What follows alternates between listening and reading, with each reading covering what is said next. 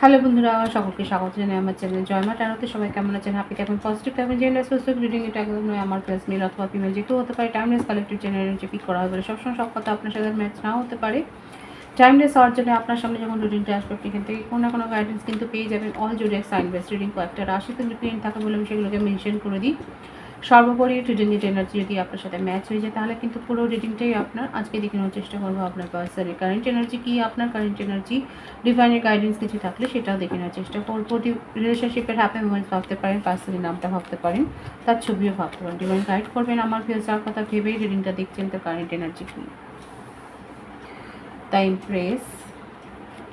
দেখুন third party situation তো রয়েছে এবং হতে পারে উনি ম্যারিড পার্সন এবং তার কিন্তু কোর্ট কেস চলছে, হয়তো তার ডিভোর্সের কেস চলছে এবং চিটিংয়ের এনার্জি কিন্তু রয়েছে। এই কথাটা লুকিয়ে আপনার সাথে রিলেশনশিপে এসছেন, দেখাই যাচ্ছে এই কথাগুলো বলেনি এবং সেই কারণে আপনাকে কোনো কমিটমেন্ট দিতে পারেনি বলে এখন আপনাদের মধ্যে নো কন্ট্যাক্ট সিচুয়েশান।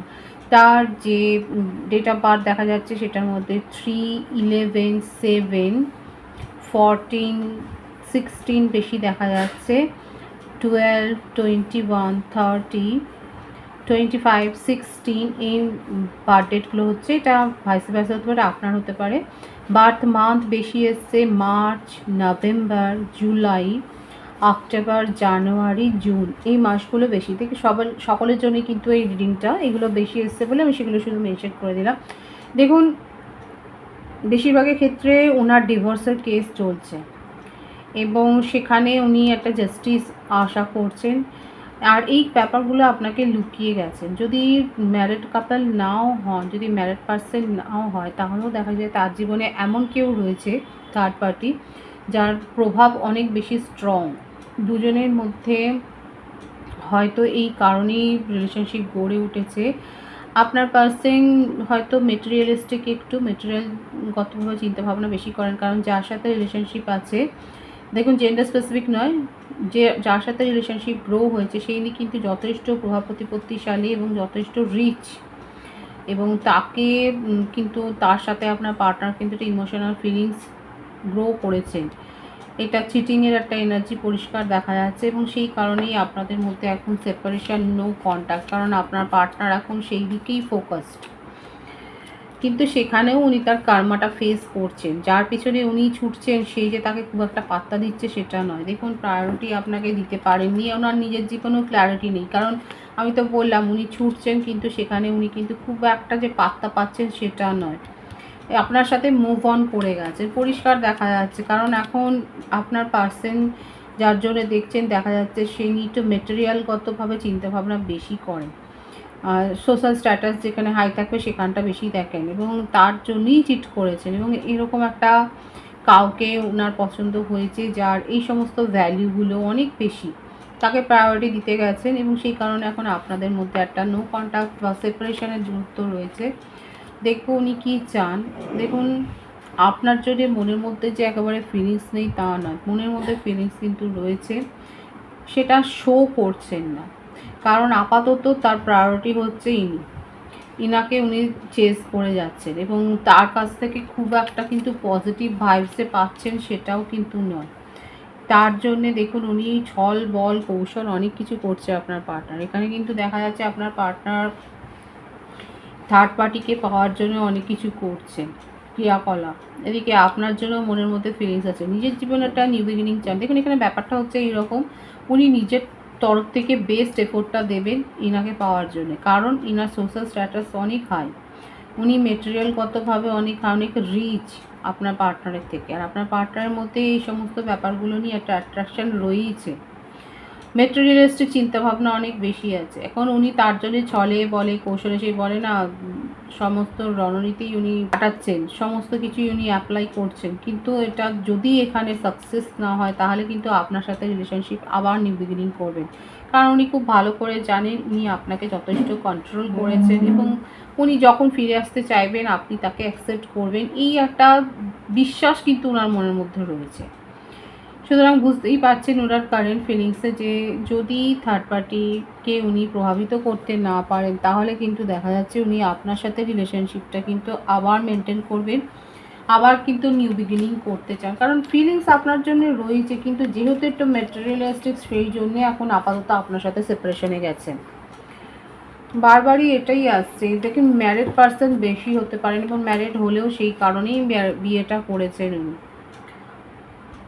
এবং আপনার জন্য রিলেশন ফিলিংস থাকলেও সেটাকে শো করছেন না, সেটাকে মনের গভীরে কোথাও দমিয়ে রেখেছেন। এবং এটাই উনি জানেন যে এখানে উনি পাত্তা পাচ্ছেন না, ওনার সম্মানহানি হচ্ছে, তবু যেন সেখানেই উনি ছুটছেন, কারণ ওনার চোখে এখন অন্য রকমের একটা স্বপ্ন রয়েছে, খাটতে চাইছেন।